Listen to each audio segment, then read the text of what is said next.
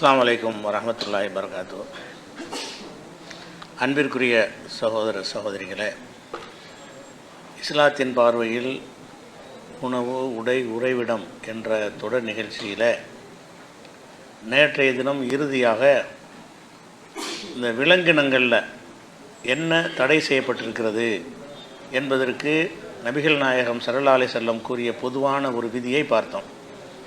அது என்ன சொன்னாங்கன்னு கேட்டால், எந்த ஒரு விலங்காக இருந்தாலும், அதாவது பறவை, மீன் இல்லாத, பூச்சி இனங்கள் இல்லாத எந்த விலங்காக இருந்தாலும் அதுக்கு விஷப்பல் இருக்குமானால், அதை விஷப்பல் என்றும் சொல்வார்கள், கோரைப்பல் என்றும் சொல்வார்கள். அந்த பல் இருக்குமையானால் அதை சாப்பிடக்கூடாது. ஒவ்வொரு பொருளையாக பட்டியல் போட்டு சொன்னால் அது நீண்டு போயிடும். சாப்பிடக்கூடாது என்பதற்கு பொருள்களை பற்றி பட்டியல் போடாமல் சில அடிப்படையை ரசூல் ஸல்லல்லாஹு அலைஹி வஸல்லம் சொல்கிறாங்க. அந்த முதல் அடிப்படை என்னன்னு கேட்டால், அது விஷப்பல் இருக்குது. விஷப்பல் என்றால் இந்த மேல் வரிசை பல் இருக்குதுல்ல, நீங்கள் மாடு, குதிரை, கழுதெல்லாம் எடுத்துக்கிட்டிங்கன்னா சமமாக இருக்கும், எல்லா பல்லும் சமமாக இருக்கும். ஏர் பார்த்தீங்கன்னா அப்படி இருக்கும். ஆனால் சிங்கம், புலி அதுக்கு பார்த்தீங்கன்னு சொன்னால் மேல் வரிசை பல்லில் இந்த ஒரு பல் மட்டும் என்ன செய்யும், இப்படி கீழே இறங்கியிருக்கும், ரெண்டு பல் நீட்டிக்கிட்டு இருக்கும். அந்த நீட்டிக்கிட்டு இருக்கிற பல்லை தான் கோரைப்பல், விஷப்பல் என்று சொல்வார்கள். இந்த மனுஷனுக்கு கூட விஷப்பல் கொஞ்சம் கூட இருக்கும், சமமாக இருக்காது. நம்ம ரெண்டையும் சாப்பிட்றதுனால, நம்ம சைவமும் சாப்பிட்றோம், அசைவமும் சாப்பிட்றதுனால அந்த பல்லு எல்லாம் இணைஞ்சிருக்கிறான். மனிதனுக்கு விஷப்பல் இருக்கிற மாதிரி இல்லாத மாதிரி வச்சுருக்கிறான், சமமாக இருக்காது. அதே நேரத்தில் சிங்கமுடி அளவுக்கு பெருசாக இருக்காது, கொஞ்சம் பெருசாக இருக்கும். இந்த பல்லு என்ன இருக்கேன், மேல் வரிசையை விட கொஞ்சம் பெருசாக இருக்கும். மற்றவைகளுக்கு கொஞ்சம் அதிகமாகவே என்ன செய்யும், பெருசாக இருக்கும்.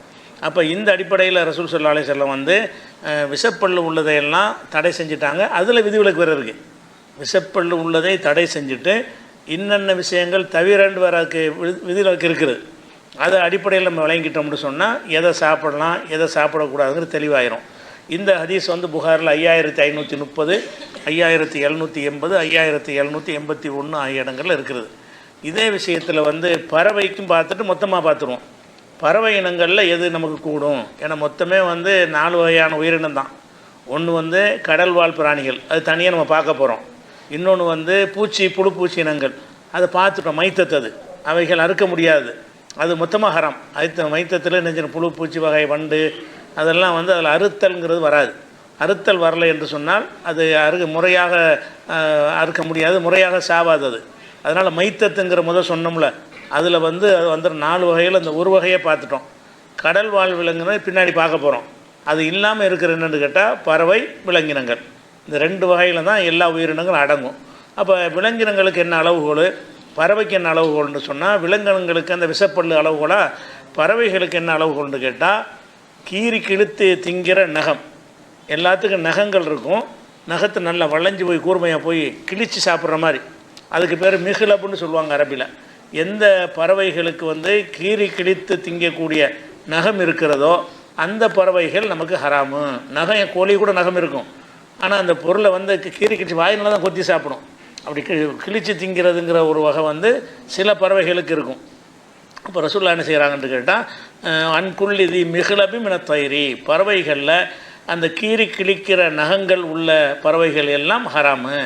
அதை நபிகள் நாயகம் ஸல்லல்லாஹு அலைஹி வஸல்லம் தடை செய்தார்கள்னு சொல்லி இது முஸ்லீமில் இருக்கிறது. புகாரியில் விலங்குகள் சம்பந்தமான ஹதீஸ் இருக்குது, முஸ்லீமில் பறவை சம்பந்தமான ஹதீஸு புகாரில் இல்லை, முஸ்லீமில் தான் இருக்குது. அந்த கீறி கிழித்து திங்கக்கூடிய அந்த நகங்கள் இருந்துச்சுன்னு சொன்னால் அவை ஹராம் என்று வந்துருச்சு. அப்போ இந்த 2 அடிப்படையில் வைத்துக்கொண்டு நம்ம அறிமுகமான ஒவ்வொரு பிராணியாக பார்க்கலாம். அதில் இந்த அளவுகள் பொருந்துதா பொருந்தலையான்னு பார்த்து என்ன செய்வோம், என்னென்ன பிராணிகள்லாம் அதில் வரும், என்னென்ன பிராணிகள்லாம் நம்ம தப்பாக விளங்கி இருக்கிறோம், என்னென்ன பறவைகள்லாம் மார்க்கத்தில் ஹலாலாக இருந்து நம்ம ஹராம்னு வழங்கியிருப்போம். அந்த மாதிரி விஷயங்களெல்லாம் இந்த அளவுகளுக்குள்ளே பொருத்தி பார்த்து நம்ம ஆய்வு செய்கிறது தான் இன்றைய ஒரு விஷயம். அதாக இதில் ஒவ்வொரு விலங்காக நீங்கள் எடுத்து பாருங்கள், புரிஞ்சுக்கிறதுக்காக வேண்டி. சிங்கம் இருக்குது, சிங்கம் ஹலாலாக ஹராமான்னு கேட்டால் நீங்களே சொல்லிடலாம். ஏன், அதுக்கு விஷப்பல் இருக்குது. சிங்கம் ஹராம்னு ஆதாரம் தேட தேவையில்லை.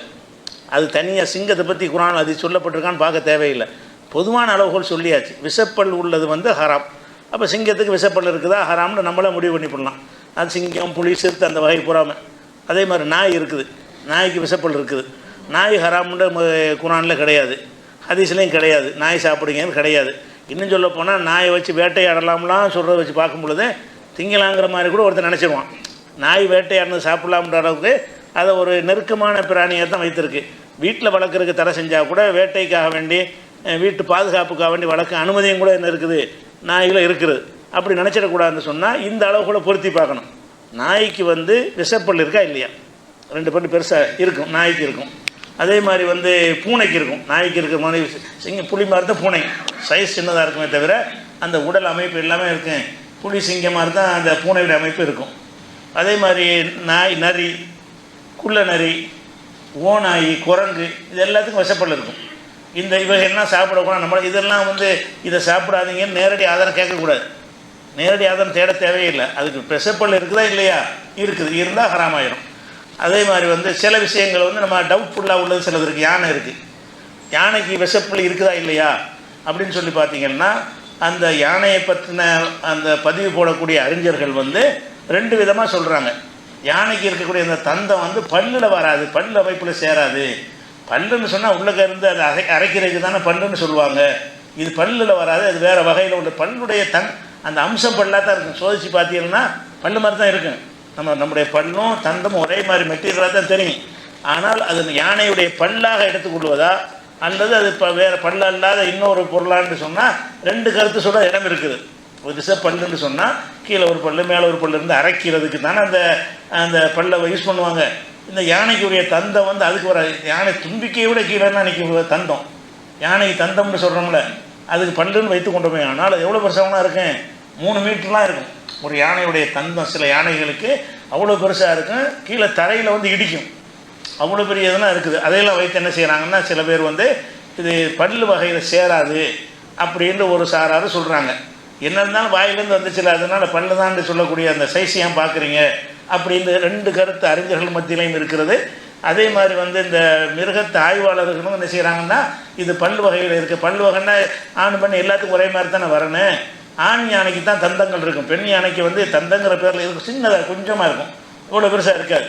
அப்போ இது பல்லில் சேர்க்காமல் இது தனியாக அது மக்களுக்கு அது உதவணுங்கிறதுக்காக வேண்டி எல்லாம் அந்த உறுப்பை கொடுத்த மாதிரி தான் தெரியுது இப்படிங்கிற ஒரு கருத்துப்படவும் சொல்லியிருக்கிறாங்க. இதில் வந்து நம்ம வந்து இது அடித்து ஒரு முடிவு குறையலை. யானைக்கு இருக்கிறது வந்து விஷப்பல்லு தான். அது விஷப்பல்லுன்னு சொல்லலை. விஷப்பல்லுன்னா அந்த அசைவ உணவு அதை சாப்பிடணும். அந்த விஷப்பல்லு எதுக்குரியது தான். யானை வந்து சாகபட்சணியாக இருக்குது. யானை வந்து என்ன செய்யாது, வேறு மிருகம் சிங்கம் முடியலாம் அடித்து சாப்பிடாது. எதை சாப்பிடும், அது கரும்பு, தேங்காய், இந்த மாதிரி வந்து சைவ உணவை தான் அது யானை சாப்பிடுது. அது சாப்பிட்றத வச்சு பார்த்தாலும் இந்த பல்லு வந்து அந்த விஷப்பல்லுடைய கணக்கில் அது வரல அப்படின்னு கணக்கு பண்ணி சில ஆளுக்கு என்ன செய்கிறாங்கன்னா யானையை ஹலாலுங்கிறாங்க. மார்க் அறிஞர்களே சில ஆளுங்க என்ன விஷப்பல் இருந்தால் ஹராம், அந்த அளவு கொள்ள தப்பு கிடையாது. இது விஷப்பல்லாம் இல்லையா, இது விஷப்பல்லு என்று கருதுறவங்க வந்து ஹராமுன்றுவாங்க. இது இதே பல்லில் சேர்க்குறீங்க, இது பல்லில் வராதுங்கன்னு கருதுறவங்க என்ன செய்வாங்க, இது வந்து இப்போ விஷப்பல் இல்லைன்னு முடிவுக்கு வந்துடுவாங்க. அப்போ விஷப்பல் இல்லையா என்பதில் வந்து அறிஞர்களுக்கு மத்தியிலையும் ஒரு தடுமாற்றமான கருத்து இருக்கிறது. அது மிருகத்தை பற்றி ஆய்வு செய்கிறவங்களுக்கு கூட அது பல்லுன்னு சொல்கிறதுக்கு நிறைய, பல்லு இல்லைன்னு சொல்வதற்கும் நிறைய வாதங்கள் வைக்கிறாங்க. அது பல்லு வகையில் சேராதுன்னு இருக்கும். பல்லு தான் என்பதற்கு என்ன செய்கிறாங்க, பல் முளைக்கிற இடத்துல அது வருது, அந்த இடக்கு முளைக்கிற இடம் வந்து பல்லு முளைக்கிற இடம் தானே, அதை வைத்து கொண்டு நீண்டு இருக்கிற வைத்து நம்ம பேசக்கூடாதுன்னு சொல்கிறவங்களும் இருக்கிறாங்க. அதனால இப்போ வந்து இதை நம்ம அந்த விஷப்பல்னு நம்ம கருதினமையானார், அது பல்லு தான் இருக்குன்னு கருதுனா நம்ம சாப்பிடக்கூடாது. இல்லை அப்படின்னு நினச்சா சாப்பிட்டுக்கலாம். இதில் வந்து அவரவர்களுடைய முடிவு. ஏன்னா இதை வந்து நம்ம அடித்து நம்ம சொல்ல இயலாது. நான் வந்து பல்லு தான் சொன்னால் நீங்கள் பல்லு இல்லைன்னு அதை கொண்டாந்து காட்டுவீங்க, அப்படி சில பேர் சொல்லியிருப்பாங்க. அது பல்லு இல்லைன்னு நான் சொன்னால் அதுக்கு மாற்றமாக சில கொண்டாந்து காட்டுவீங்க. அப்போ எதில் வந்து 2 விதமான ஒரு புரிந்து கொள்வதற்கு இடம் இருக்கிறதோ அதில் ஒரு விஷயத்தை நம்ம திணிக்க முடியாது. அப்போ மக்கள்கிட்ட விட்டுற வேண்டியதானே. இது வந்து விஷப்பல்லு கூட அளவுகள் தான். நீங்கள் யோசிச்சு பாருங்கள், யானைக்கு இருக்கிறது பல்லில் சேரும் என்று நீங்கள் கருதுனீங்கன்னு சொன்னால் அதுதான் சரியான கருத்துன்னு நினச்சா நீங்கள் சாப்பிடாதீங்க. அது பல்லு வகையில் வராதுன்னு சாப்பிட்டுக்கோங்க. ஆனால் இது வந்து நடைமுறைக்கு பார்த்தீங்கன்னா யானையெல்லாம் சாப்பிட இயலாது. ஏன்னு கேட்டால் ஒரு மிருகத்தை சாப்பிட்றா இருந்தால் அதை கசாப்புகளில் அறுத்து விற்கிற அளவுக்கு இருந்தால் தான் சரியாக வரும். யானையை அறுத்து 500 1000 கிலோவை விற்று எப்படி விற்பாங்க, எப்படி மக்கள் வாங்குவாங்க? அப்போ அது வந்து ப்ராக்டிக்கலாக உங்களுக்கு யானையெல்லாம் கிடைக்காது. யானையுடைய இறைச்சியெல்லாம் வந்து ஆடு மாடு மாதிரி அந்த சைஸுக்குள்ளே இருந்தால் மட்டும்தான் நமக்கு உணவாக அது பயன்படுமே தவிர யானையை திங்கலாம் நீங்கள் சொன்னாலும் உங்களுக்கு திங்க இயலாது. யானையை சாப்பிட்லாம் நீங்கள் சொன்னாலும் அது என்ன செய்ய முடியாது, உங்களுக்கு சாப்பிட்றதுக்கு முடியாது. அப்படி ஒரு விஷயம் இருக்குது யானை. அதே மாதிரி வந்து இந்த ஜிம்பாப்வே, நமீபியா போன்ற நாடுகள்லாம் இணைஞ்சிட்டாங்கன்னு கேட்டால் யானை ரொம்ப அதிகமாகி போச்சு. யானையினால் நிறைய கேடுகள் ஏற்படும். மரத்தை முறுக்கி அதை செய்த விவசாயத்தெல்லாம் மிதித்து நாசமாக்கிட்டு போயிருந்தோன்னே அந்த 2 அரசாங்கம் என்ன செஞ்சுருக்காங்கன்னு கேட்டால் யானையெல்லாம் பிடிச்சி மக்களுக்கு அறுத்து மாமிசமாக கொடுக்க போகிறோன்னு அறிவிச்சிட்டாங்க. அது எதுக்கு சொல்கிறேன்னு கேட்டால் அந்த மாதிரி நாட்டில் கிடைக்கும். அந்த நாட்டில் வாழ்கிறவனுக்கு தான் அந்த யானை திங்கலாமா இல்லையான்னு ஒரு கேள்வியும் வரும். நமக்கெல்லாம் அந்த கிஸ்ம கேட்டுக்கலாமே தவிர யானை திங்கலான்னு போய் வாங்கி சாப்பிட போகிறீங்க நீங்கள் இல்லை, யாரும் கிடைக்க போகிறதில்ல. நம்ம நடைமுறைப்படுத்துறதுக்கு ப்ராக்டிக்கலாக இல்லை. அப்படிங்கிற வகையில் நாட்டு சட்டம் என்ன சொல்லுறது தெரியும். யானையெல்லாம் எதில் சேர்த்துருக்கான்னு தெரியல. சில பிராணிகள் அறுக்கக்கூடாதுன்னு நாடுகளில் சட்டம் இருக்கும்ல, அதில் யானையும் சேர்த்துருந்தான்னு சொன்னால் அது கூட உங்களுக்கு சாப்பிட முடியாது. யானை இருக்கிற மாதிரி எனக்கு தெரியல, இருக்குமா ஏன்னால் அது கூட கூடாது. அப்போ அந்த மாதிரி இருக்கிறனால யானைக்கு அடித்து சொல்ல முடியாது. இங்கிட்ட அங்கிட்டு பேலன்ஸாக இருக்குது, நீங்கள் முடிவு பண்ணிக்கிற வேண்டிய. அல்லாவுடைய மார்க்கம் தெளிவாக இருக்குது. விஷப்பல் உள்ளது சாப்பிடாத, அது விஷப்பல் உள்ளதா இல்லையாங்கலாம் சண்டை. அல்லாவுடைய மார்க்கம் தெளிவாக தான் இருக்குது. அது விஷப்பல் இருக்குதா இல்லையாங்கிறதுலாம் சர்ச்சை. அது ஒரு தெளிவான ஆய்வுக்கு அதில் இந்த ஆய்வு தான் சரி, அந்த ஆய்வு தான் சரின்னு கருதுனீங்கன்னா அந்த மாதிரி ஒருத்தர் முடிவெடுத்து சாப்பிட்டா குற்றவாளி கிடையாது. அவருக்கு தெரியுது இது விஷப்பல் இல்லைன்னு அவர் நினைக்கிறார். அந்த ஆய்வையெல்லாம் பார்க்குறாரு, இது பல்லு வகையில் சேராதுன்னு அவர் நினைக்கிறார். சாப்பிட்டா அவர் நல்லா கேட்க மாட்டான். அவர் ஹதீஸை மீறலையில் அவர் மார்க்க சட்டத்தை மீறி அவர் அப்படின்னு வந்துடும். அதை வச்சுக்கணும். அடுத்ததாக இப்போ காண்டாமிருகம்னு இருக்குது. காண்டாமிருகம் சாப்பிட்லாமான்னு கேட்டால் என்ன சிவனை கூடாதுன்னு நம்ம சொல்லுவோம். ஆனால் காண்டாமிருகத்துக்கு விஷப்பல்லு கிடையாது. அதுக்கு மேலே தான் கொம்பு மாதிரி இருக்குமே தவிர அதுக்கு என்ன இல்லை, விஷப்பற்கள் அது கிடையாது.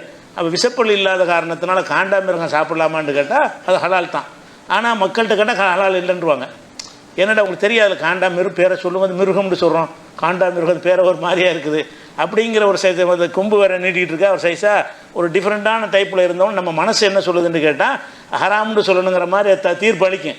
ஆனால் நமக்கு அளவுகோல் தான் முக்கியம்.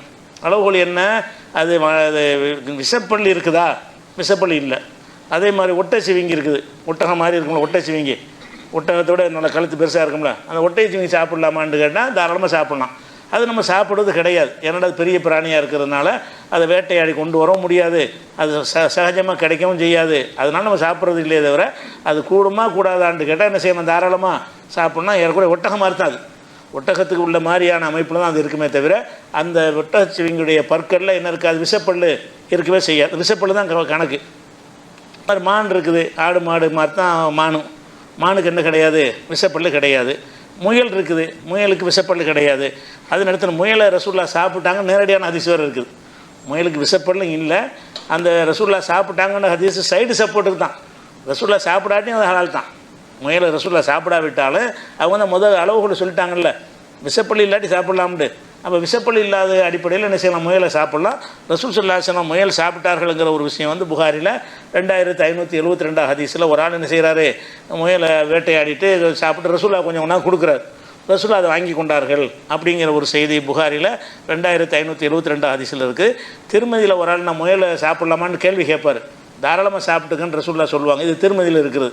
முயலுக்கு மட்டும் இப்படி கிடைக்கிறது, கிடைக்காட்டாலும் நமக்கு அது ஹலால் தான். இந்த கிடைக்கிற விஷயங்கள்லாம் கூடுதல் தகவலுக்கு தானே தவிர நம்ம அளவுகோல் கரெக்டாக இருக்குது. விஷப்பள்ளி இல்லாட்டி ஹலால், முயலுக்கு விஷப்பள்ளி இல்லை, நீங்கள் மாதிரி சாப்பிட வேண்டியதான். அது மாதிரி அதே மாதிரி கழுதை புலின்னு ஒன்று இருக்குது. கழுதை புலி அது விஷப்பல் உள்ளது. கழுதை புலின்னா அதை ஓனாயின்னு சொல்லுவோம். ஓனாய் அது நம்ம சொல்லுவோம், ஓனாய் மாதிரி இருக்கும். அந்த கழுதை புலிங்கிறது அது புலி மாதிரி தான் இருக்கு. அதுக்கு விஷப்பல் இருக்கும். ஆனால் ரசூல் நினைச்சிட்டாங்கன்னா அது ஹலால் ஆக்கிட்டாங்க. கழுதை புலியை விஷப்பல் உள்ளதை சாப்பிடக்கூடாதுங்கிற அடிப்படையில் பார்த்தோம் என்று சொன்னால் கழுதை புலி சாப்பிடக்கூடாதுன்னு தான் சொல்லணும். ஏன்னா அது விஷப்பல் இருக்குது. நீங்கள் யார் கேட்டாலும் பார்த்து நீங்கள் இமேஜ் நெட்டில் அடித்து பார்த்தா கூட கழுதை புலியை பார்த்தீங்கன்னா அந்த வாயில் பல் இருக்குது, நீங்களே பார்க்கலாம். விஷப்பல் இருக்கிறது என்பதை நம்ம எல்லாரும் அறிந்து கொள்ளக்கூடிய வகையில் ஒரு தெரிந்த ஒரு விஷயமாக இருக்கிறது. ஆனாலும் என்ன செய்கிறாங்கன்னா ரசூல் ஸல்லல்லாஹு அலைஹி வஸல்லம் அவங்கள்ட்ட ஒருத்தர் கேட்குறாரு, அல்லாஹ்வுடைய தூதரை, அந்த அதாவது கழுதை புலி லபுன்றதுக்கு பேர், அந்த கழுதை புலியை நாங்கள் சாப்பிட்லாமா அப்படின்னு கேட்குறாரு. அதாவது வேட்டையாடக்கூடிய சமுதாயத்தில் உள்ளவங்க கேட்குறாங்க, அந்த பகுதியில் கழுதை புலி தான் கிடைக்கிறது, அதை சாப்பிட்லாமான்னு கேட்குறாங்க. அப்போ ரசூல்லா கேட்கும்போது ரசூல்லா என்ன செய்கிறாங்க, ஆமாம் சாப்பிட்லாங்கிறாங்க. சாப்பிட்லாமான்னு கேட்கும்போது நாம் சாப்பிட்டுக்க அப்படிங்கிறாங்க. அப்போ மறுபடியும் அவர் கேட்குறார், சைதுன்ஹிய, அது வேட்டை பிராணியில் அடங்குமா? எதுக்கு வேட்டை பிராணின்னா நம்ம தூரத்தில் பிஸ்மில்லா சொல்லி, ஆடு மாடெலாம் அப்படியா நீங்கள் அடிக்க முடியாதுல்ல. நம்ம ஆடு மாடை வேட்டை பிராணியாக இருக்கிற மாதிரி இங்கேருந்து அம்பை விட்டு எரிஞ்சு அப்படி சாவடிக்கலாமா? இதுதான் முடியாது. ஏன்னா அது வேட்டை பிராணி கிடையாது. இந்த வேட்டை பிராணிகளுக்கு நம்ம இப்போ நாயை விட்டு கடிச்சு பிடிச்சிட்டு வர சொல்கிறோம்ல, ஒரு கோழியை பிடிச்சிட்டு வர சொல்லி சாப்பிட முடியாது. ஏன்னா கோழி வேட்டை பிராணி இல்லை, நம்ம வீட்டில் வளர்க்குற பிராணி. வேட்டை பிராணின்னா யாருக்கும் சொந்தம் இல்லாமல் காடுகளில் திரியக்கூடிய பிராணிகளாக இருந்தால் தான் அந்த வேட்டை பிராணின்னு சொல்லணும். அப்போ இந்த ரசூல்லாட்ட கேட்குறாங்க, அப்போ இந்த கழுதை புலியை சாப்பிட்லான்னு சொல்கிறீங்களே, அது வேட்டையாடலாமா அப்படின்னு கேட்குறாங்க. தாராளம் வேட்டையாடிக்க அப்படின்னு அவர் ஜாபிர்கிட்ட கேட்குறாங்க. அவர் ஆமாங்கிறார். அப்போ அந்த கேள்வி கேட்டவர் சொல்கிறாரு, சமீத்த தாக்கமின் நபி ஸல்லல்லாஹு அலைஹி வஸல்லம், இது ரசூலுல்லாஹ்ட்ட கேட்ட செய்தி நீ சொல்றியா நீனா சொல்றியான்னு கேட்குறாரு. ஜாபிருங்கிற சஹாபிட்டு தான் என்ன செய்கிறாருன்னா, அப்துல் ரஹ்மான் இப்னு அப்துல்லாங்கிற ஒருத்தர் கேள்வி கேட்குறாரு. எப்படி கேட்குறாரு, இந்த கழுதை புலி ஹலாலான்னு கேட்குறாரு. ஹலாலுன்றாரு. அதை வேட்டையாடலாமான்னு கேட்குறாரு. வேட்டையாடலான்றாரு. அப்போ சஹாபாக்கள் சொன்னால் பின்பற்றுங்கிறாங்கல்ல, அவங்களுக்கெல்லாம் மரணி சஹாபி சொன்னாலும் எடுத்துக்க மாட்டேங்கிறாரு. அவர் என்ன செய்கிறாரு, நீ சொந்தமாக சொல்கிறியா ரசூலுல்லாஹ்ட்ட கேட்டு சொல்றியான்னு அவர் கேட்குறாரு. அவர் சொல்கிறாரு, ரசூலுல்லாஹ்ட்ட தான் கேட்டேன். சமீத்த தாலிக்க மினன் நபி ஸல்லல்லாஹு அலைஹி வஸல்லம், ரசூலுல்லாஹ்ட்ட கேட்டு இதை சொல்கிறீங்களா நீங்களா சொல்கிறீங்களான்னு காலை நான் ரசூலுல்லாஹ்ட்ட கேட்டு தான் சொல்கிறேன். இந்த விஷயம் ரசூலுல்லாஹ் சொன்னது தான். அப்போ அதில் என்னவாயிருதுன்னு சொன்னால், கழுதை புலியை வந்து அது வேட்டையாடுற பிராணிகளையும் சேர்க்குறாங்க, அதே நேரத்தில் ஹலால் என்பதையும் சேர்த்துருக்குறாங்க. இப்போ கழுதை புலி என்பது வந்து இன்னும் விஞ்ஞானிகள்லாம் பார்த்தீங்கன்னா அதை திங்கக்கூடாத ஒரு பட்டியலில் பெருசாக சேர்த்துருப்பாங்க. ஏன்னாட்டு அது வந்து பணத்தையெல்லாம் திங்கி கபரையெல்லாம் தோண்டி என்ன செஞ்சிடறேன் தின்னுட்டு போயிருங்கிற மாதிரி வந்து அந்த பிராணியை பற்றி நீங்கள் தேடி பார்த்தீங்கன்னு சொன்னால் நம்ம அதை சாப்பிடக்கூடாதுங்கிற மாதிரி நமக்கு தோணும். அந்த மாதிரி இருக்கும். ஆனால் அல்லாஹ்வுடைய ரசூலுன்றாங்க, அந்த வேட்டை மக்கள் அந்த மக்களுக்கு வந்து அந்த பகுதியில் இதுதான் உணவாக இருக்குது, வேறு ஒன்றும் கிடைக்காது, ஏதோ ஒரு நோக்கத்துக்காக வேண்டி அனுமதிச்சிட்டாங்க. அனுமதித்த பிறகு நம்ம என்ன செய்யக்கூடாது, அது போல் லாஜிக் பேசிட்டு கூடாது. அல்லாஹ் தன்னுடைய அதிகாரத்தை பயன்படுத்தி எதை வேணாலும் அனுமதிப்பான். அனுமதித்து நீ சாப்பிடணும் கட்டாயம் கிடையாதுல்ல. கழுதை எப்படி சாப்பிட்டுட்டு கேள்வி கேட்க போகிறோன்னா, விரும்புனா சாப்பிட்லான்னு அர்த்தம் தானே தவிர, உங்களுக்கு அறுவறுப்பாக இருந்தால் சாப்பிடாம போங்க, ஹலால் தான் ஆக்கியிருக்கிறான். அதில் வாஜிபா ஃபர்ல் ஆக்கலை உங்களை. கழுதை இப்படி சாப்பிடு கட்டாய கடமைன்னு இருந்தால் தான் ரொம்ப எங்களுக்கு அறுவறுப்பாக இருக்குது, அது எப்படி நாங்கள் சாப்பிட்றோன்னு கேட்கலாம். இல்லாட்டி விட்டு போங்க. அப்படி சாப்பிட தேவைன்னு உள்ளவங்க விரும்பினா சாப்பிட்டா கேள்வி கேட்க மாட்டேன், அவ்வளோதானே தவிர அந்த கழுதை புலி வந்து சாப்பிட்லாமாண்டா நீங்கள் அந்த கழுதை புலியை பற்றி படிச்சிங்கன்னா யாரும் சாப்பிட தோணாது. அந்த பிராணிகளில் ரொம்ப ஒரு கேவலமான பிராணியை என்ன செய்கிறாங்க, நீங்கள் வந்து இணையதளங்களில் தேடி பார்த்தீங்கன்னா அது ஒரு நல்ல கருத்தை சொல்ல மாட்டாங்க. மற்றெல்லாம் திங்கக்கூடாதுன்னு சொல்கிறவங்க கூட திங்கலான்னு சொல்கிறவங்க கூட இதை திங்கக்கூடாங்கிற மாதிரி சொல்கிறாங்க. அப்படியான ஒரு பிராணியாக இருந்தும் கூட அல்லாஹ்வுடைய ரசூல் நினைஞ்சிட்டாங்க, அதை ஹலால் ஆக்கிட்டாங்க. அதை விட்டுருவோம், வேட்டை அது விஷப்பள்ளையும் பார்க்க தேவையில்லை, அவனுடைய தன்மையும் பார்க்க வேண்டிய தேவையில்லை. ஏதோ ஒரு அல்லாஹ்வுடைய படைச்சவனுக்கு தெரியும், அவன் ஏதோ ஒரு நோக்கத்துக்கு எல்லாம் அணிஞ்சிருக்கிறான், ஹலால் ஆக்கியிருக்கான்னு விட்டுற வேண்டியதான். அப்போ கழுதை புலி வந்து விதிவிலக்காக இருக்கிறது. அதே மாதிரி வந்து கழுதை இருக்குல்ல, கழுதையை சாப்பிட்லாமா அப்படின்னு பார்த்தீங்கன்னா அந்த அளவுகோல் படி சாப்பிட்லாம். எந்த அளவுகோல், விஷப்பல்லுங்கிற அளவுகோல் வச்சு பார்த்தீங்கன்னா கழுதைக்கு விஷப்பல்லு கிடையாது. கழுதைக்கு வந்து சமமாக இருக்குது, எல்லா பல்லும் மாடு மாதிரி தான் இருக்கும். மாடுக்கு இப்படி பல்லு எல்லா பல்லும் மேல் பல் வரிசையாக இருக்கிறதோ அந்த மாதிரி தான் கழுதை குதிரை கோவேறு கழுதைக்கெல்லாம் பல் வரிசை வந்து சமமாக இருக்குமே தவிர ரெண்டு பற்கள் நீட்டி கொண்டு அந்த கோரை பல் அது ரெண்டு இந்த பிராணிகள்லாம் இருக்காது. அப்போ இதை சாப்பிட்லாமா அப்படின்னு கேட்டிங்கன்னு சொன்னால், இந்த கழுதையை வந்து இஸ்லாம் வந்து ரெண்டாக பிரிக்கிறது. சில வீடுகளில் வளர்க்குற கழுதை ஒன்று, காட்டு கழுதைன்னு ஒன்று இருக்கும், அது மனிதனுக்கு அடங்காது, காட்டில் தான் இருக்குது, வேட்டையாடி தான் பிடிப்பாங்க. அப்போ வேட்டையாடி பிடிக்கக்கூடிய கழுதைன்னா அந்த பேர் கழுதைன்னு சொல்லுவாங்க. அது ரொம்ப மூர்க்கமானதாக குதிரை மாதிரி மூர்க்கமானதாக இருக்கும், பிடிக்கணும்னா முடியாது, வேட்டையாடி விரட்டி சென்று தான் பிடிப்பார்கள்ங்கிற அளவில் உள்ளது காட்டு கழுதை. அப்போ ரசூலுல்லாஹ் என்ன பண்ணுறாங்கன்னு கேட்டால், வீட்டு கழுதையை சாப்பிடக்கூடாது. வீட்டு கழுதையை வந்து அந்த அளவுகோல் இப்படி சாப்பிட்லாம். எந்த அளவுகோல் இப்படி பொதுவான அளவுகோல் இருக்குல்ல, விஷப்பள்ளி இல்லாட்டி சாப்பிட்லாம் தானே, விஷப்பள்ளி இல்லைன்னா கழுதையை சாப்பிட்லாம் தான்.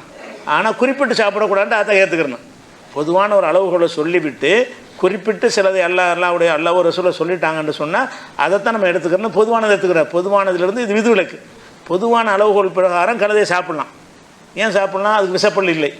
பொதுவான அளவுகோலாக தானே, விஷப்பல் உள்ளதை தான் நல்லா ஹராமாக்கியிருக்கானே தவிர இந்த கழுதைக்கு விஷப்பல் கிடையாது. அப்படிங்கிற அடிப்படையில் பார்த்தீங்கன்னா கழுதையை சாப்பிடலாம் என்று நமக்கு அந்த முடிவுக்கு வர வேண்டி இருக்கும். ஆனால் இந்த தெளிவான ஹதீஸ் வந்துருச்சு. எப்படி வந்துருச்சு, கழுதையில் அது காட்டு கழுதையாக இருந்தால் உங்களுக்கு என்ன செஞ்சுக்கிறங்க, நீங்கள் சாப்பிட்டுக்கிறங்க. வீட்டு கழுதையாக இருந்தால் அதை சாப்பிட்லாம் மாதிரி உங்களுக்கு உசூல் பிரகாரம் சாப்பிட்லாம், அந்த விதி பிரகாரம் சாப்பிட்லாம். ஆனால் சாப்பிடக்கூடாதுன்ற ரசூலுல்லாஹ் பிரித்து செய்கிறாங்க. காட்டு கழுதையை வந்து ஹலால் ஆக்குறாங்க. வீட்டு கழுதைனா நம்ம எதை கழுதைன்னு சொல்கிறோமோ அது காட்டு கழுதை நீங்கள் பார்த்துருக்க மாட்டீங்க. நம்ம எதை இப்போ கழுதைன்னு பார்க்குறோமோ அதுக்கு பேர் தான் வீட்டு கழுதை. அப்போ நம்ம மக்களாக ஒன்றி வாழக்கூடிய கழுதைகளை கேட்கும் பொழுது அதை சாப்பிடக்கூடாதுன்ட்டாங்க. காட்டு கழுதைங்கிறது நம்ம பார்த்தே இருக்க மாட்டோம். நம்ம காடுகளில் போனால் தான் நம்ம பார்த்துருக்க முடியுமே தவிர நம்ம வாழ்நாளில் ஒரு நாள் நீங்களே காட்டு கழுதை பார்த்தது கிடையாது. வேணால் ஜூக்கரில் போனால் பார்க்கலாம், வச்சுருந்தாங்கன்னு சொன்னான். அப்போ அந்த மாதிரி தான் பார்க்க முடியுமே தவிர அது அப்படி ஒன்று இருக்குது அந்த காட்டு கழுதை. அந்த காட்டு கழுதையை வந்து என்ன செய்யலாம், சாப்பிடலாம். அது வந்து பொதுவான அளவுகோல்படியே சாப்பிட்லான்னு வந்துடும். வீட்டு கழுதை மட்டும் ரசூலுல்லாஹ் என்ன செய்கிறாங்கன்னா ஹராமாக்குறாங்க. அது எப்படி வருதுன்னு கேட்டால், புகாரியில் ஒரு 1824 ஹதீஸில் வந்து ஒரு அபு கத்தாதான்னு ஒரு சஹாபி, அவர் என்ன செய்கிறாருன்னு கேட்டால், ஒரு காட்டு கழுதை ஓடிக்கிட்டு இருக்குது. எல்லோரும் இஹ்ராம் கட்டியிருக்கிறாங்க, கூட பயணத்தில் போயிட்டுருக்குறாங்க. அதிகமான பேர் இஹ்ராமில் இருக்கிறாங்க, ரசூல்லா உள்பட. இவர் வந்து இஹ்ராமில் இல்லை. இவர் என்ன செய்கிறாருன்னா, ஒரு காட்டு கழுதையை வேட்டையாடுகிறாரு. விரட்டிக்கிட்டு போய் அம்பால் தாக்கி பிடிச்சி காட்டு கழுதையை என்ன செஞ்சார், அடித்து கொண்டு வந்துடுறாரு. கொண்டு வந்து எல்லோரும் சாப்பிட கொடுக்கும்போது எல்லோரும் மறுக்கிறாங்க. ஏன் மறுக்கிறாங்கன்ட்டு கேட்டால், இஹ்ராமில் இருக்கும்போது வேட்டையாடக்கூடாது. இஹ்ராமில் இருக்கக்கூடிய இந்த காட்டு கழுதைக்காக வேண்டி இல்லை, இஹ்ராமில் இருக்கக்கூடிய நேரத்தில் வேட்டையாடுவது ஹராம், வழங்குதா? அப்போ இவர் வேட்டையாடிட்டார். இவர் நம்மளாம் இஹ்ராமில் இருக்கிறோம் அப்படின்னு சொல்லி எல்லாரும் சந்தேகப்பட்டுக்கிட்டு சாப்பிடாமல் இருப்பாங்க. ரசூல்லாட்ட போய் கேட்போண்டு. ரசூல்லாட்ட கேட்கும்போது என்ன செய்வாங்கன்னா, கொண்டான்னு சொல்லி வாங்கி சாப்பிட்ருவாங்க. ஏன்னு கேட்டால், அவருக்கு தான் வேட்டையாடுறது நமக்கு ஹராம். அவர் தான் நம்மளுக்கு தான் வேட்டையாடுறது ஹராம், இஹ்ராமில் இருக்கிறோம். அவர் இஹ்ராம் இல்லாத ஒரு ஆள்.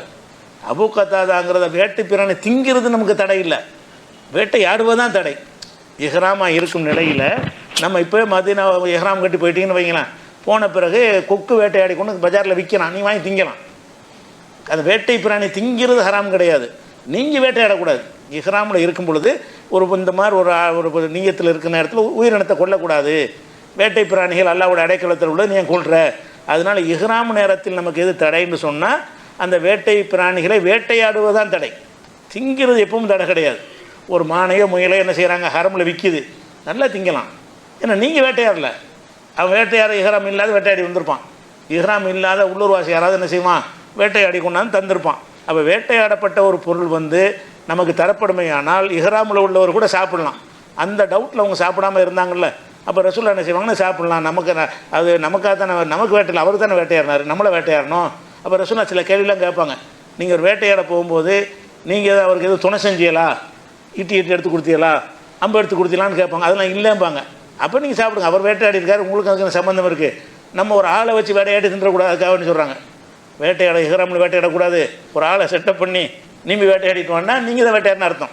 அப்போ ரசூல் அதெல்லாம் கேட்குறாங்க, வேட்டையாடினாரா, அவர் தன்னிச்சே வேட்டையாடினாரா, நீங்கள் அதுக்கு ஏதாவது அம்பு எடுத்து கொடுத்தீங்களா, உதவி செஞ்சீங்களா, அந்த மாதிரிலாம் கேட்குறாங்க. நான் ஒரு உதவி செய்யலை, அவராக தான் செஞ்சார். அவராக செஞ்சால் உங்களுக்கு என்ன இருக்குது? வேட்டையாடப்பட்ட பிறகு அந்த பிராணியை சாப்பிட்றதுக்கு அந்த பஞ்சாயத்து இல்லைன்னு சாப்பிடுவாங்க. இது காட்டு கழுதை. அப்போ காட்டு கழுதையை வந்து சாப்பிட்லான்னு இது வழங்கு. ரசூல்லாம் சாப்பிட்ருக்குறாங்க. இது வந்து புகாரில் 1824 ஹதீஸில் இருக்கிற 2570, 2914, 5470, 5490, இந்த 5 இடத்துல இந்த ஹதீஸ் இருக்குது. இந்த ஹதீஸில் வந்து காட்டு கழுதையை வேட்டையாடி எல்லோரும் சாப்பிட்டார்கள். ரசூல்லா உள்பட எல்லாருமே காட்டு கழுதையை இஹ்ராம் இல்லாத ஒரு வேட்டையாடி, இஹ்ராமில் இல்லாத ஒரு வேட்டையாடி இஹ்ராமில் இருந்தவர்கள் சாப்பிட்ருக்கிறார்கள், ரசூல்லா உள்படன்னு வருகிறது. அப்போ நமக்கு காட்டு கழுதை சாப்பிட்லான்னு விளங்குது. இது வந்து இந்த காட்டு கழுதைக்கு இந்த ஆதாரம் இல்லாட்டாலும் நம்ம சாப்பிட்லாம். ஏன் சாப்பிட்லாம்? விஷப்பள்ளதுக்கு இல்லை. காட்டு கழுதை பொதுவான அளவுகள் இப்படி பார்த்தானே இந்த ஹதீஸ் இல்லாட்டா கூட நம்ம என்ன செய்யலாம், இது காட்டு கழுதை தான், விஷப்பள்ளு இல்லையே, அது சாப்பிட்டா என்ன இருக்குது? நாட்டு கழுதை குறிப்பிட்டு ஹராமுன்ட்டாங்க, அதனால அது ஹராமாகுமே தவிர இது சொல்லப்படலைன்றாலே ஹலால் தான் இது. ஆனால் சொல்லப்பட்டும் இருக்குது. காட்டு கழுதையை பற்றி இஸ்லாம் ஒன்றும் பேசாட்டா கூட நம்ம பேசாட்டி பொது அளவுகள் எடுத்துட வேண்டியானே. இந்த கழுதையை பற்றி ஒன்றும் சொல்லலை, சொல்லாட்டி அது என்ன விஷப்பள்ளு உள்ளதா இல்லையான்னு பாருங்கள், வாயை திறந்து பாருங்கள், விஷப்பள்ளு இருக்குது, அது தின்னுங்க, அப்படி வந்துடலாம். ஆனால் ரசூல்லா சாப்பிட்டு வர்றது கூடுதல் ரெண்டு ஆதாரம் கிடைக்கிது. ஹலால் என்பதற்கு 2 சான்று கிடைக்கிறது. அதே மாதிரி வந்து நாட்டு கழுதைனா எதை நம்ம கழுதைன்னு சொல்கிறோமோ அது நாட்டு கழுதை, வீட்டு கழுதை, அந்த மாதிரி உள்ள கழுதைகளாக இருக்குல்ல, அந்த கழுதையை பற்றி பேசும்போது என்ன செய்கிறாங்கன்னா, எங்களுக்கு ஹைபர் போர் நேரத்தில் சரியான பசி, உணவு கிடைக்கல. ஹைபரை முற்றுகையிட்டு இருக்கும் பொழுது நாங்கள் முற்றுகையிட்டு இருக்கிறோம், மதீனாவில் இல்லை, அவங்க பகுதியை போய் முற்றுகையிட்டு இருக்கும்போது போதுமான உணவு கிடைக்காது, எங்களுக்கு உணவு கிடைக்கல. அப்போ ஹைபர் இருந்தோன்னு சொன்னால் நாங்கள் வீட்டு கழுதைகள் இருக்கிற சாதா கழுதைகள், அந்த கழுதைகளை அறுத்து நாங்கள் நினைஞ்சனோம் கொதிக்க வச்சு சாப்பிட்றதுக்கு எல்லாம் ஏற்பாடு பண்ணிக்கிட்டு இருந்தோம். கழுதை பிடிச்சிட்டு வந்து அறுத்து பிரியாணியாவோ கறி குழம்பாவோ ஏதோ ஒன்று என்ன செய்ய நாங்கள் சட்டியில் போட்டு வேக வச்சுக்கிட்டு இருந்தோம். அப்போ ரசூல் ஸல்லல்லாஹு என்ன செஞ்சிட்டாங்கன்னு கேட்டால், ஒரு ஆளை அனுப்பி விட்றாங்க மக்கள்கிட்ட இருந்து, இந்த கழுதையில் எதுவும் உங்களுக்கு ஹலால் கிடையாது, இதை தூக்கி கொட்டிடுங்க, அதை பாத்திரத்தில் கீழே கொட்டிடுங்க, சாப்பிடாதீங்க அப்படின்னு சொல்லிட்டு என்ன செய்கிறாங்க, ரசூல் ஸல்லல்லாஹு அலைஹி வஸல்லம் தடுத்தாங்கங்கிற ஒரு செய்தி புகாரில் 3155 ஹதீஸ்லையும் இருக்கிறது.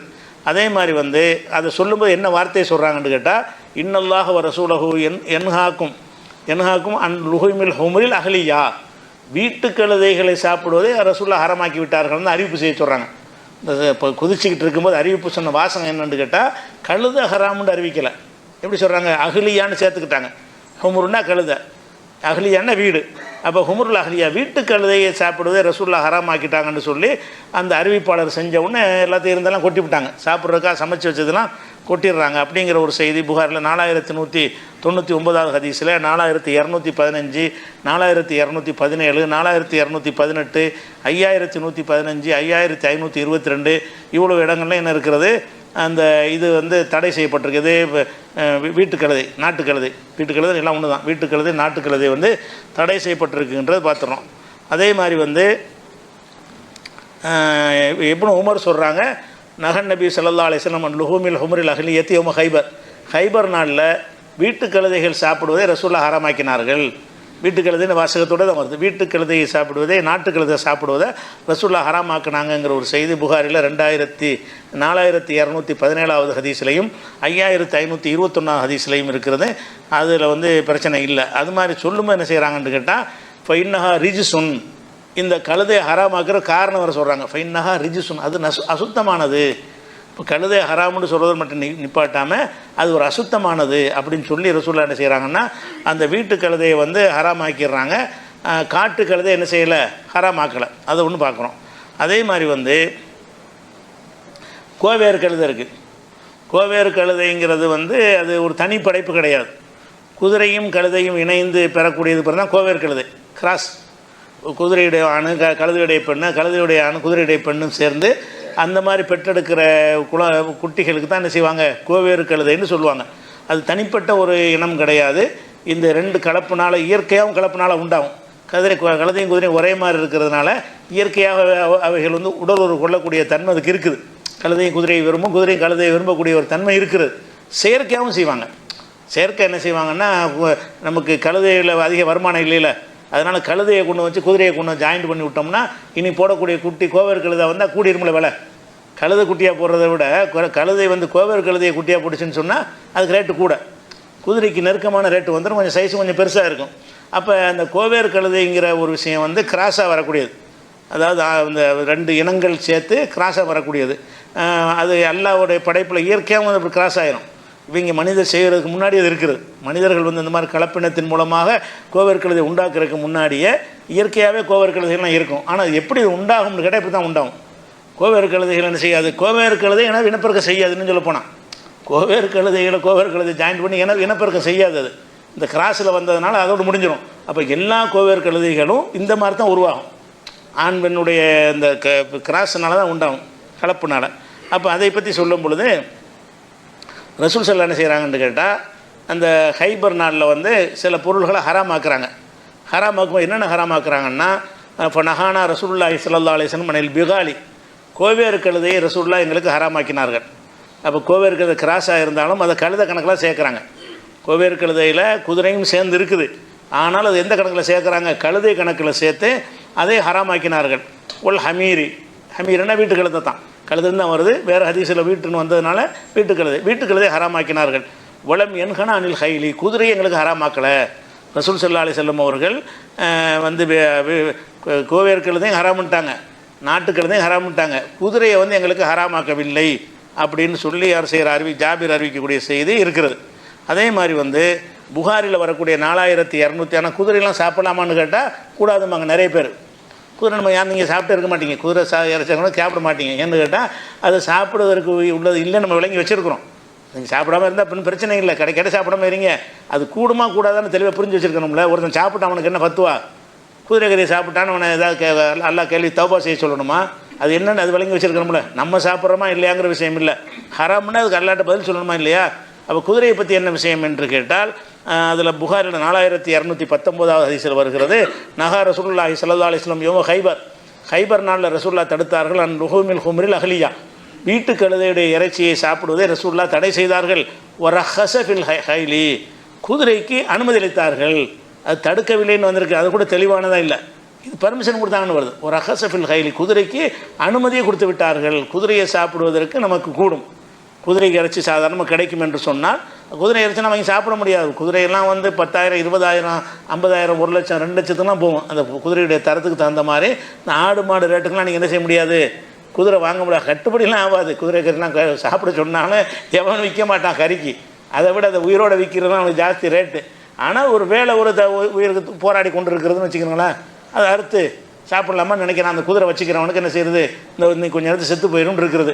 இப்போ இந்த நேரத்தில் செத்து போனால் ஒன்றுக்கலாமா ஆயிரும், அறுத்து திங்கலாமான்னு நினைக்கிறான். அவனே குதிரை வச்சுருக்கான்னு வைங்களேன், அறுத்துட்டு இறைச்சி போட்டு தர்றான்னா வாங்கிட்டு போங்க. அந்த நேரத்தில் மட்டும்தான் கிடைக்கும். உங்களுக்கு கிடைக்கிறதா இருந்தால் அது செத்துருங்கிற ஒரு நிலையில் இருந்தால் மட்டும்தான் அறுப்பானே தவிர மற்ற நேரத்தில் கிறுக்கம் கூட இருக்க மாட்டான். ஏன்னாட்டா உசுரோடு இருந்தால் அது பெரிய லாபம் தரக்கூடியது. அது கோடிகளுக்குலாம் போகக்கூடிய குதிரைலாம் இருக்கிறது. இந்த ஜாக்பாட், இந்த குதிரை பந்தயம்லாம் ரேஸில் ஓடக்கூடிய குதிரைலாம் எடுத்துக்கிட்டிங்கன்னா பல கோடிகளுக்கெல்லாம் போகக்கூடிய குதிரைகள்லாம் இருக்குது. அதையெல்லாம் மாமிசத்துக்கு யூஸ் பண்ண முடியாது. பொருளாதார ரீதியாக பொருளாதார கணக்கு பண்ணால் அது செய்ய மாட்டாங்க. மார்க்கப்படி என்னென்னு கேட்டால் கூடும். கோடியர் 10 கோடியை பெருமானம் வந்துட்டு போகுது, திங்கலாமா கூடாதா, அது என்ன ரசூல் அனுமதி கொடுத்துட்டாங்க திங்க அப்படின்னு வருது. இது புகாரில் 4219 ஹதீஸில் இருக்குது. அதே மாதிரி அனுமதி கொடுத்தது மாத்திரமில்லை, அஸ்மா ரலியல்லாஹு சொல்கிறாங்க, ரசூலுல்லாஹ்வுடைய காலத்தில் நாங்கள் குதிரையை அறுத்து நாங்கள் சாப்பிட்டே இருக்கிறோம். பர்மிஷனை செயல்படுத்தியிருக்கிறாங்க. நஹர்னா ஃபர்சன் அலா அஹதி ரசூலுல்லாஹி ஸல்லல்லாஹு அலைஹி வஸல்லம், ரசூலுல்லாஹ்வுடைய காலத்தில் நாங்கள் குதிரையை அறுத்து ஃபக்கல் நாங்கள்லாம் சாப்பிட்ருக்குறோம். பர்மிஷன் கொடுத்துருக்குறாங்க, அதை செயலாகவும் ஆக்கியிருக்கிறாங்க. குதிரை எப்படி செஞ்சுருக்காங்க, அறுத்து நாங்கள் சாப்பிட்ருக்கோம்னு அஸ்மா ரலியல்லாஹு ரசூலுல்லாஹ்வுடைய மனைவியுடைய சகோதரி ஆயிஷா நாயகி சகோதரி அறிவிக்கிறாங்க. அப்போ குதிரையை சாப்பிட்லாம்ங்கிறது அனுமதி இருக்குது, சாப்பிடுங்கன்னு அனுமதியும் கொடுத்துருக்குறாங்க. அந்த அனுமதியின் பிரகாரம் சஹாபாக்கள் செயல்பட்டும் இருக்கிறாங்க. குதிரை ஹலால் தான், இன்றைக்கி என்னது ஹலால் தான். அதே மாதிரி ஜாபிர் அறிவிக்கிறாங்க, இது முஸ்லீமில் வரக்கூடிய ஹதீஸு, அக்கல்னா ஜமன ஹைபர் அல் ஹைல, ஹைபர் போகிற நேரத்தில் நாங்கள் குதிரையை சாப்பிட்ருக்குறோம். ஓ ஹுமரல் வஹஷி, காட்டு கழுதையை சாப்பிட்ருக்குறோம். ஓ நஹான நபி ஸல்லல்லாஹு அலைஹி வஸல்லம் நில் ஹிமாரில் அஹ்லி, வீட்டு கழுதை ரசூலுல்லாஹ் தடுத்தார். 3 இந்த ஒரு ஹதீஸில் வந்துடுது.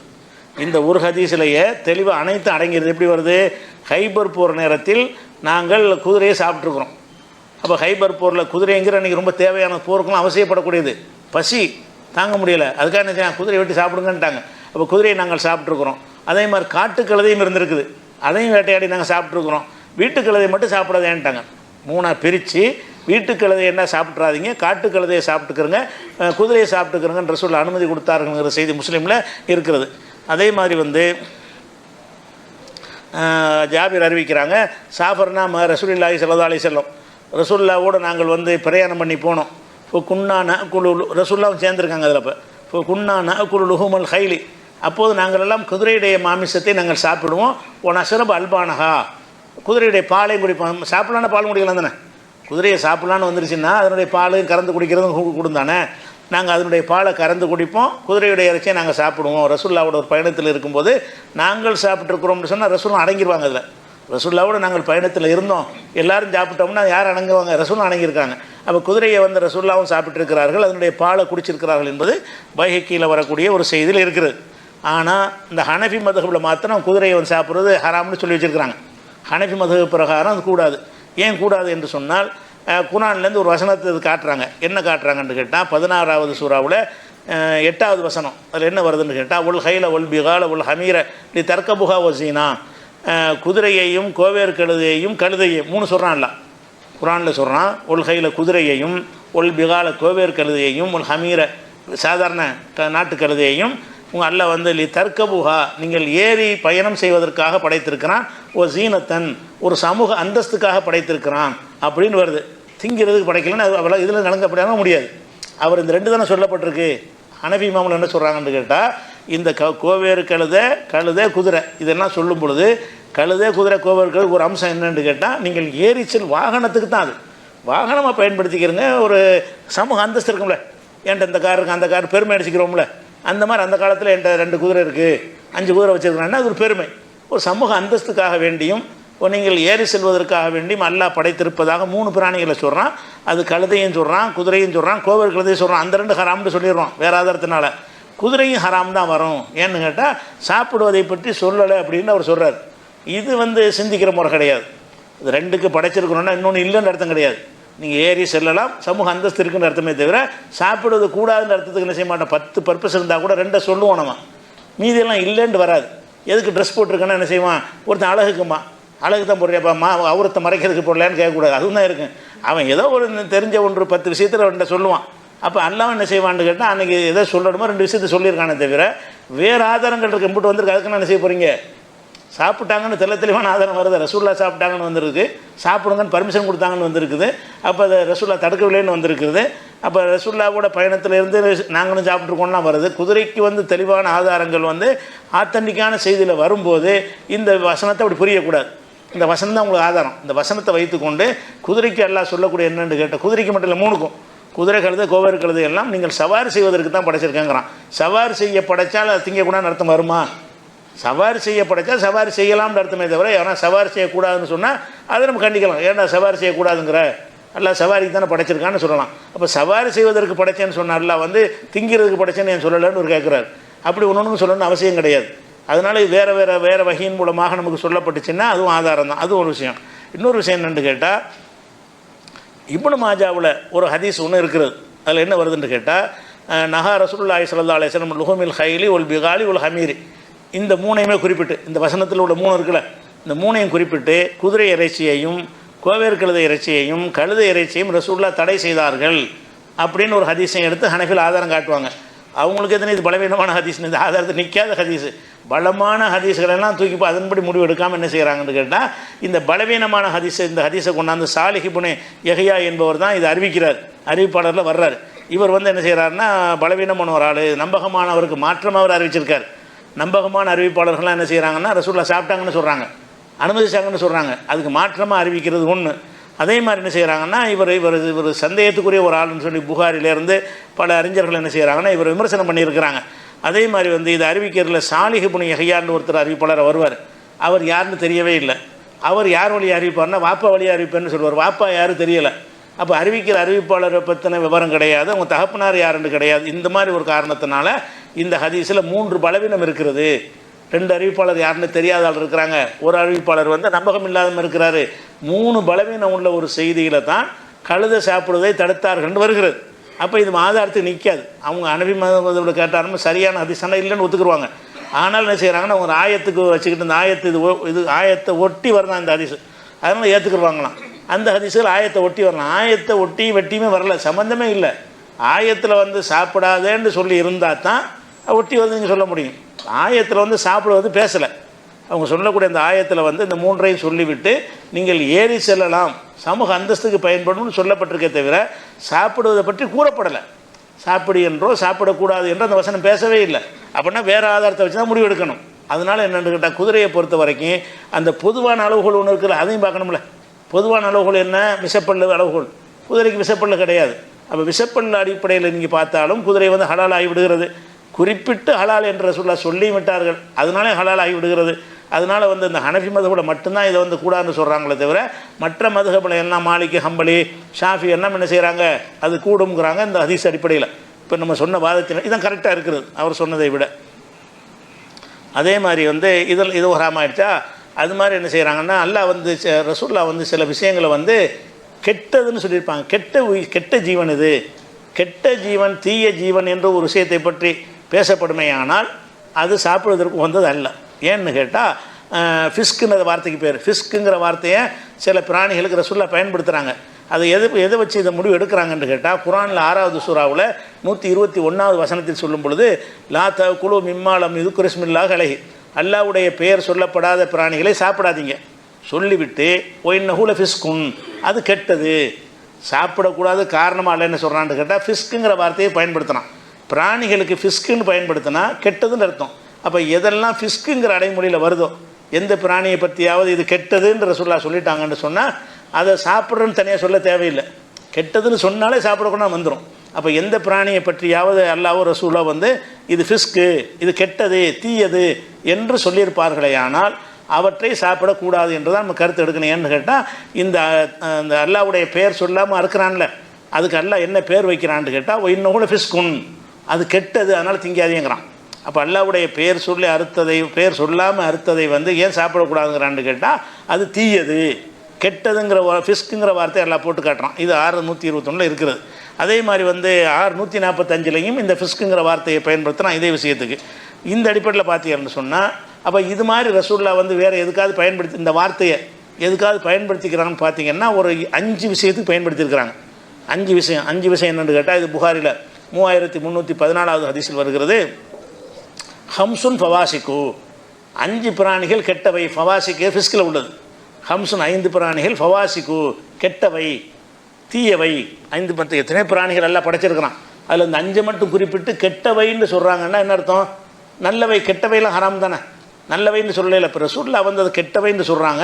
அதுக்கு என்ன வார்த்தையை பயன்படுத்துகிறாங்கன்னு கேட்டால், அல்லாஹ் வந்து இந்த தானா செத்ததுக்கு பயன்படுத்துகிறான்ல, அந்த வார்த்தை இங்கே பயன்படுத்தப்படுது. அதுக்கு அல்லாஹ் ஃபிஸ்க்குங்கிறான். ரசூலுல்லாஹ் இதுலேயும் ஃபாசிக்குங்கிறாங்க. ஃபிஸ்க்கு ஃபாசிக்கெல்லாம் ஒரே சொல்லேருந்து வந்தது தான்.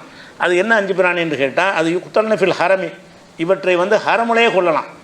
இந்த 5 கெட்டதுங்கிறதுக்கு எந்த அளவுக்கு சொல்கிறாங்கன்னு கேட்டால், ஹரம் ஷரீஃபில் நீங்கள் காபத்துல்லாவில் இருக்கிறீங்க, அப்போ இந்த 5 பிராணிகள் உங்களுக்கு தொல்லை தரக்கூடியதாக இருந்துச்சுன்னு சொன்னால் அங்கனை வச்சே கொள்ளலாம். இஹ்ராமாக இருக்கிறவங்க கொல்லக்கூடாதுன்னு சட்டம் இருக்குல்ல, அதில் கூட விதிவிலக்கு. இஹ்ராமாக இருக்கிறவங்க கொல்லக்கூடாது உயிரினங்களை. அப்படிப்பட்டதில் எதுனா வேட்டை பிராணி மாதிரி உள்ளது, வெளியில் சுற்றக்கூடியது.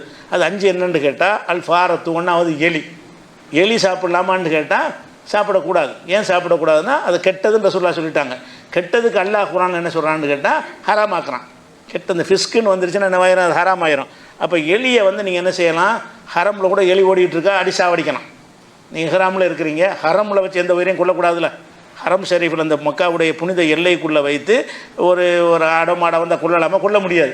ஒரு முயல் வந்தால் கூட நீங்கள் கொல்ல முடியாது. ஆனால் ஒன்றுனா வேட்டையாடின கணக்கில் வந்துடும். ஆனால் அங்கே வந்து ஒரு எலி ஓடுனுச்சுன்னு வைங்க, அப்போ நீங்கள் என்ன செய்யலாம்? நீங்கள் ஹரமில் தங்கி லாட்ஜில் தங்கி இருக்கிறீங்க, அதில் எலி ஓடுது, அது கொள்ளலாமான்னா கொள்ளலாம். அங்கே உள்ள லாட்ஜி ஹரமில் உள்ளது தானே, அங்கே உள்ள லாட்ஜில் தங்குற இடங்களும் ஹரம் எல்லையெல்லாம் கட்டி வச்சுருக்கிறான். ஹரம்ங்கிறது அந்த விரிந்த எல்லைக்கு பேர் தான். அப்போ அந்த எல்லையில் வச்சு என்ன யுக்தல்ன ஃபில் ஹரமி, 5 ஹரமில் வைத்து இந்த 5ம் கொல்லப்படும் என்றால் இவை தீயவை அப்படின்னு ரசூலுல்லாஹ் சொல்லிட்டாங்க. அந்த 5ல் ஃபஸ்ட்டு என்னென்னு சொன்னால் அல் ஃபாரத்து, 1வது எலி. அப்போ எலி திங்கலாமான்னு கேள்வி வந்துச்சுன்னு சொன்னால் எலி ஹராமு. ஆனால் எலிக்கு இந்த பல்லு கூட இருக்குன்னு நினைக்கிறேன், அது இருக்கான்னு தெரியல, 2 விஷப்பல்லு மாதிரி இருக்கான்னு தெரியல. அப்படி இல்லாட்ட கூட சொல்லி வந்துருச்சு இதில். அப்படி இருந்தால் அதனாலே ஹராம் ஆயிரும். அப்படி இல்லைன்னு சொன்னால் கூட குறிப்பிட்டு சொல்லிட்டாங்கல்ல, எலி சாப்பிடக்கூடாதுன்னு வந்துருச்சு. அதுக்கடுத்து ஒரு அக்ரபு, தேள் உங்களுக்கு கொள்ளலாம், ஹரமுலையும் கொள்ளலாம். தேள் வந்துச்சுன்னா, தேள் கொட்டக்கூடிய தேள் வருதுன்னு வைங்களேன், அந்த தேளை வச்சு ஹரமுலையும் கொள்ளலான்னு வருது. அந்த இதெல்லாம் ஃபாசிக்கு. நம்ம தேள்லாம் திங்க மாட்டோம், தேள்லாம் அதில் வந்துடும். எதில் வந்துடும்? அறுக்கிறது இல்லாத அந்த வகையில் நமக்கு ஹராம் ஆயிரும். கெட்டதுங்கிறதுக்காக வேண்டி இது வருது. அது மாதிரி உள்ள ஹுதையா, பருந்து இருக்குல்ல, பருந்து கெட்டது. பருந்து என்ன செய்யும்? காவாண்டு போயிடும், குஞ்செல்லாம் தூக்கிட்டு போயிடும். அந்த மாதிரியான பறவைகள் வந்தால் என்ன செய்யலாம்? சாப்பிட்லாங்கிறாங்க. உள் உராபு, காகத்தையும் சொல்கிறாங்க கெட்டதில், கெட்டதுங்கிற கணக்கில் காகத்தையும் சொல்கிறாங்க. ஒரு கல்புல்லா, ஒரு வெறி நாயையும் சொல்கிறாங்க. அப்போ இந்த பருந்தை விட்டுருங்க, அது பறவை, அது பறவையில் வந்துடும், அது சாப்பிட மாட்டோம். தேளை வந்து நம்ம சாப்பிட போகிறது இல்லை. ஏன்னு கேட்டால் அது வந்து அது அறுத்தல் வராது, நம்ம மைத்தத்திலே வந்துடும் தேளுங்கிறது. ஆனால் இதில் எலி ஒன்று வருகிறது. எலி நம்ம சாப்பிடலாமான்னு கேட்டால் சாப்பிடக்கூடாது. ஏன் சாப்பிடக்கூடாதுன்னா, அதுக்கு சாப்பிடக்கூடாதுன்னு வார்த்தைக்கு நம்ம சொல்லலை, ஃபிஷ் கெட்டதுங்கிற வார்த்தையை பயன்படுத்துகிறாங்க. சாப்பிடாதுன்னு இந்த ஹதீஸில் வரல. எப்படி வருதுன்னா, எலி கெட்ட பிராணி, கெட்ட பிராணின்னு சொன்னால் நீங்கள் அதை சாப்பிடக்கூடாது. கெட்டது எப்படி சாப்பிட்றது? நல்லது தானே சாப்பிடணும், அது ஒரு வகையில் வந்துடும். அதே மாதிரி பருந்து சாப்பிடலாமான்னு கேட்டாங்கன்னா சாப்பிடக்கூடாது. அந்த பருந்து சாப்பிடக்கூடாதுங்கிறதுக்கு இதில் இல்லாமல் வேறு ஆதாரம் இருக்குது. என்ன இருக்குது? இந்த கீரி கிழிக்கிற நகம் இருக்குது. அந்த ஒரு பொது அளவுகோல்னையும் பருந்து ஹராமாகி போயிடும். அது போக இந்த அது குறிப்பிட்டு வர கெட்டதுன்னு ஒரு டபுள் ஹராம். அது இந்த பருந்துலாம் என்ன இது, அது ஹராம் என்பதற்கு 2 ஆதாரம் காட்ட முடியுது. அதுக்கடுத்து உள்ள குராபு, காகம் இருக்குல்ல, அந்த காகம் வந்து கெட்டதுங்கிறாங்க. ஆனால் அந்த காகம்ங்கிறது வரும்போது மாத்திரம் அறிஞர் என்ன செய்கிறாங்கன்னா, அதை டீப்பாக ஆய்வு செய்கிறாங்க. காகம் என்றால், காகம் வந்து 2 வகை இருக்கிறது. இது வந்து இந்த புணத்தை திங்கக்கூடிய சில காகங்கள் இருக்கிறது. அந்த காகங்களை தான் ரசூலுல்லாஹ் குறிப்பிட்டிருக்கிறாங்க. நம்மளோட வீட்டில் வரப்போகிற அந்த காகங்கள்லாம் இருக்குல்ல, அதுகள்லாம் வந்துக்கிட்டு அது இது குறிப்பிடாது. அந்த காகம்னு மட்டும்தான் அதில் வந்திருக்கிறது. ரசூலுல்லாஹ் கெட்டதுன்னு சொன்னது எதை சொன்னாங்கன்னு கேட்டால், அது கெட்டதுன்னா அந்த செயலை கெட்டதாக தான் இருக்கும். புணத்தை திங்கிறது, கபருக்குழியை தோண்டிலாம் திங்குமா. அந்த சில காகங்கள் இருக்குதான், செத்துப்போன அடக்கஸ்தலத்துக்கெலாம் போய் நின்று மண்ணை நோண்டி எடுத்து உள்ள பணத்தைலாம் சாப்பிடும். அப்படி ஒரு காகம் இருக்கிறது. அது பெரிய காகமாக அதில் போட்டிருக்காங்க விளக்க உரைகளில். இதில் எல்லா அறிஞரும் ஒரே மாதிரியே சொல்கிறாங்க. ஆனால் ஆதாரம் இல்லை, யாரும் ஆதாரம் காட்டல. காகம்னு மட்டும்தான் வருது. காகம்னு வந்தால் பெருசு சின்ன எல்லாத்தையும் தான் எடுக்கும். எல்லாத்தையும் எடுக்குங்கிற வகையில் அந்த சொல்லு இருந்தால் கூட அதிகம்னு இல்லை, 99% அறிஞர் என்ன சொல்கிறாங்கன்னு கேட்டால், நம்ம நாட்டில் வளர்க்குற நம்மளோட அண்டி வாழ்கிற காகம் இருக்குல்ல, அதை சாப்பிட்லாம். அதை ரசூலுல்லாஹ் சொல்லலை. இது சொன்னது என்னென்னு கேட்டால், அங்கே அறிமுகமாக இருந்த இந்த கெட்ட காகம்னு ஒன்று இருக்குது, அந்த பெரிய சைஸாக இருக்கும், அந்த காகத்தை தான் ரசூலுல்லாஹ் குறிப்பிட்டார்கள். ஏன்னா அந்த காலத்தில் அதுதான் இருந்துச்சு அங்கே அப்படின்னு சொல்கிறாங்க. ஆனால் யாரும் கருத்து வேறு இல்லாமல் சொல்கிறாங்க. ஆனால் நமக்கு ஆதாரம் காட்டணும். ரசூலுல்லாஹ் அப்படி பிரித்தாங்கன்னு ஆதாரம் காட்டல. இவங்களாத்தான் விளங்கி சொல்கிறாங்களே தவிர.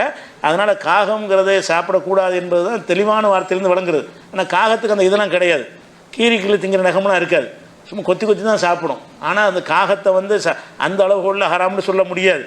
ஆனால் இது அளவுகோலில் சொல்லலாம் கெட்டதுன்னு வந்ததுனால. ஆனால் அதை என்ன செய்கிறாங்கன்னா அறிஞர்கள் வந்து அதிகமான அறிஞர்கள் காகத்தை சாப்பிட்லாங்கிறாங்க. எந்த காகத்தை நம்ம எதை காகம்னு நம்ம சொல்கிறோமோ, நம்ம நாட்டில் பார்க்கக்கூடிய காகங்கள் இருக்குல்ல, இது நாட்டு காகம் இல்லை, இதெல்லாம் காட்டு காகம். இது அது வந்து என்ன செய்யணும்னா ரொம்ப வந்து புணத்தையெல்லாம் புணத்தை திங்கிறது அதனுடைய இது உணவே அதுவாக தான் இருக்கும். அந்த மாதிரியான காகம்னு பிரிக்கிறாங்க. எனக்கு தெரிஞ்ச என்ன எல்லாரும் சொன்னால் கூட நம்ம சிந்திச்சு பார்க்கும்போது ரசூல்லா சொல்லல, ரசூல்லா வந்து கெட்டதுன்னு காகம்னு சொல்லிட்டாங்க. அந்த காகத்தில் அடங்கின எல்லாத்தையும் நம்ம எடுத்துக்கிறேன்னு அறிஞர்கள் சொன்னாண்டு அல்லாட்ட போய் தப்பிச்சுக்கிற முடியுமா? அறிஞர்கள்லாம் சொன்னால் கூட காகம் என்ன நீங்கள் நாளைக்கு கேட்டால் இல்லை காகம் சாப்பிட்லான்னு சொன்னார் காட்டுவாங்க.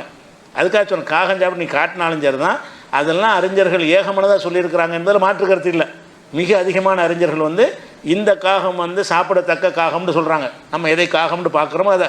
ஆனால் வந்து ஹதீஸில் என்ன வருதுன்னா பொதுவாக காகம்னு வருது. அதில் ஒரு வர்ணனை கூட சேர்ந்து வரல. பெரிய காகம் ஒரு கெட்ட காகம்னு அப்படி சேர்த்து கூட வரல, வெறுமனே காகம்னு வந்திருக்கு. காகம்னு வருவேன், ஆனால் அது எதையெல்லாம் எடுத்துக்கொள்ளுமோ அப்படி புரிந்து கொள்வது தான் சரியான முறை. அதனால் காகம் கூடாதுங்கிறது சரி. ஏன்னா ரசூல்லா கெட்டதில் சேர்த்துட்டாங்க. அடுத்தது வெறி நாயின்னு இந்த ஹதீஸில் வந்தாலும் வெறி இல்லாத நாயும் ஹராமுங்கிறதுக்கு வந்து அந்த புது அளவுகள் வருதுல்ல, பல்லு அளவுகள் அது ஹராமாயிரும். இது கெட்டதுன்னு காட்டுறதுக்காக வேண்டி என்ன செய்கிறாங்க, கொள்றதுக்காக வேண்டி என்ன செய்கிறாங்கன்னா கெட்டதுங்கிறாங்க. அந்த மாதிரி உள்ளதெல்லாம் ஹராம்னு வருகிறது. இது ஒரு விஷயத்தை நம்ம என்ன செய்யணும் விளங்கிக்கணும். அது வரை சொல்கிறாரு இப்னு ஹஜர் சொல்கிறாரு.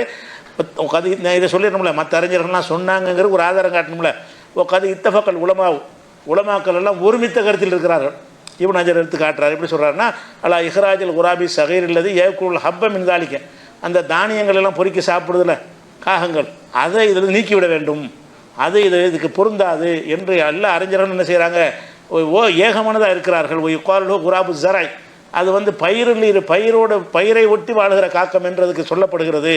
அதனால் வந்து அஃப்தோபி ஜவாஜிக்கு அகிலி, இதை சாப்பிடுவது கூடும் என்று ஃபத்வா தந்திருக்கிறார்கள் இப்னு ஹஜர் சொல்கிறார். உலமாக்கள் எல்லாம் ஒரு மனதாக அந்த காகத்தை நம்ம செய்த காகம் வராது, நம்மளோட அண்டி வாழ்கிற காகம் இருக்குல்ல, நம்ம வைக்கிற சோத்தை திங்கி அந்த மாதிரி உள்ள காகங்கள், அந்த காகத்துக்கு பொருந்தாது. ரசூல்லா அதை சொல்லவில்லைன்னு ஏகமனதாக சொல்கிறாங்க. என்ன தான் ஏகமனதாக சொன்னாங்க, அது ஒரு ஆதாரம் காட்ட மாட்டேங்கிறாங்க. ஏகமனதாக தான் சொல்கிறாங்களே தவிர அது எதை வச்சு இப்படி பிரித்து எடுத்தீங்க அது ஒரு ஆதாரம் இல்லை. அது ஒரு விஷயம் இருக்குது. அதே மாதிரி ஹனஃபி மதுஹப்ல எப்படி சொல்கிறாங்க, அது மாதிரி ஹிதாயாங்கிற நூலில் என்ன செய்கிறாங்கன்னு கேட்டால் இந்த காகத்தை அது குறிக்காது, இந்த காகத்துக்கு அது பொருந்தாதுன்னு சொல்கிறாங்க.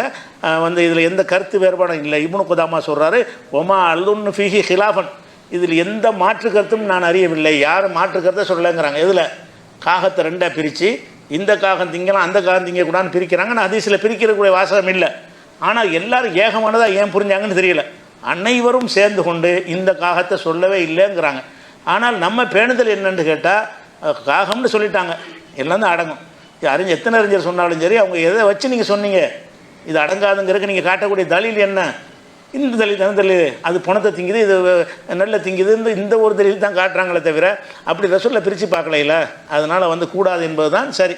இது மாதிரி இன்னும் சில திங்கக்கூடாதுன்னு விளங்கியிருக்கிற பறவைகள், திங்கலாம்னு விளங்கியிருக்கக்கூடிய பறவைகள் விலங்குகள்லாம் இன்னும் இருக்கிறது. அவற்றின் சேலை நாளைக்கு பார்க்கலாம். அஸ்ஸலாமு அலைக்கும். நம்ம உடும்பு இருக்குல்ல, உடும்புங்கிறது அதை குறிப்பிட்டு வந்து மார்க்கத்தில் ரசூல் ஸல்லல்லாஹு அலைஹி வஸல்லம் ஹலாலாக்கியிருக்கிறாங்க. புகாரில் 5391வது ஹதீஸ். அது என்ன வருதுன்னு கேட்டால் ரசூல் ஸல்லல்லாஹு அலைஹி வஸல்லம் அவங்களுக்கு வந்து மைமுனா அவங்க வீட்டுக்கு போன உடனே ஒரு உணவை கொண்டாந்து வைக்கிறாங்க. வைக்கும் பொழுது அதில் உடும்புடைய கறியும் அதில் இருக்குது, சமைச்சு வச்சுருக்கிறது உடும்பு கறின்னு சொல்லிடுறாங்க. சொன்ன உடனே கையை கொண்டு போன ரசூல் ஸல்லல்லாஹு அலைஹி வஸல்லம் இப்படி நீட்டி எடுத்துடுறாங்க.